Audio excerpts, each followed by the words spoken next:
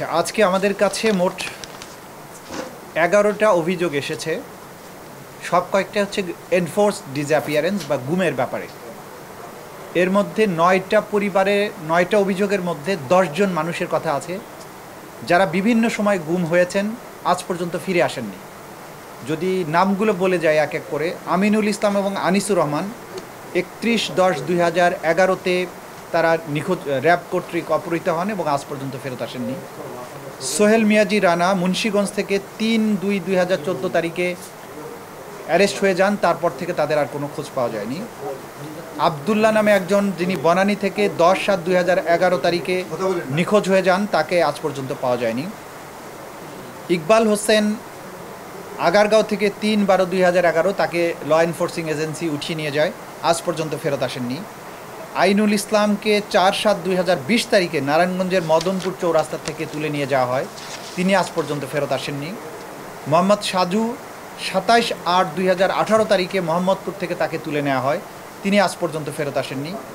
কুদ্দুসুর রহমান চৌধুরী, তিনি 1/11/2014 তারিখে মিরপুর 1 থেকে তাকে তুলে নেওয়া হয়, আজ পর্যন্ত তাকে ফেরত পাওয়া যায়নি। মোহাম্মদ কাইয়ুম, তাকে 30/4/2013 তারিখে গাবতলী থেকে উঠিয়ে নেওয়া হয়, আজ পর্যন্ত তাকে ফেরত পাওয়া যায়নি।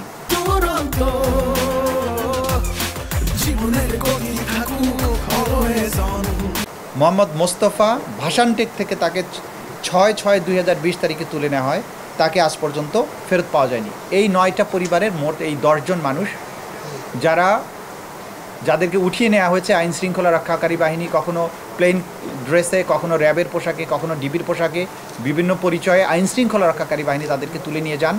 কিন্তু আজ পর্যন্ত এই এত বছরেও তাদের স্বজনেরা জানে না তারা কোথায় আছে, তারা জীবিত না মৃত, তারা কোথায় আছেন, কী অবস্থায় আছেন, মৃত হলে কোথায় তাদের লাশ দাফন করা হয়েছে, কোথায় আছে, কোনো কিছুই আজ পর্যন্ত তারা জানতে পারেননি।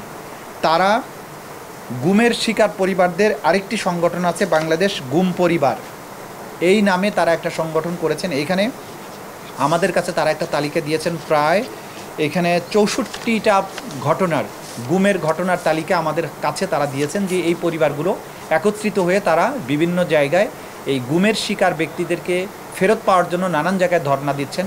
তারা এই নবগঠিত যে জাতীয় গুম কমিশন হয়েছে, সেখানেও তাদের বক্তব্য তারা দিয়েছেন। আজকে তারা এই অভিযোগগুলোকে নিয়ে আমাদের কাছে আন্তর্জাতিক অপরাধ ট্রাইব্যুনালের কাছে এসেছেন। আমরা এগুলো জাস্ট গ্রহণ করেছি, আমরা এগুলো যাচাই বাছাই এবং পর্যালোচনা করব। এর বাইরে আরও 2টো অভিযোগ আমাদের কাছে আজকে জমা পড়েছে। একজন হচ্ছেন এই যে গুম পরিবারের সদস্যদের যে সংগঠন, তার যিনি আহ্বায়ক বেলাল হোসেন, উনিও গুমের শিকার হয়েছিলেন 10/10/2016 তারিখে, তাকে উঠিয়ে নেওয়া হয় এবং 2/11/2016 তারিখে তাকে একটা জায়গায়, কাঞ্চনে এক জায়গায় তাকে ফেলে রেখে চলে যাওয়া হয়।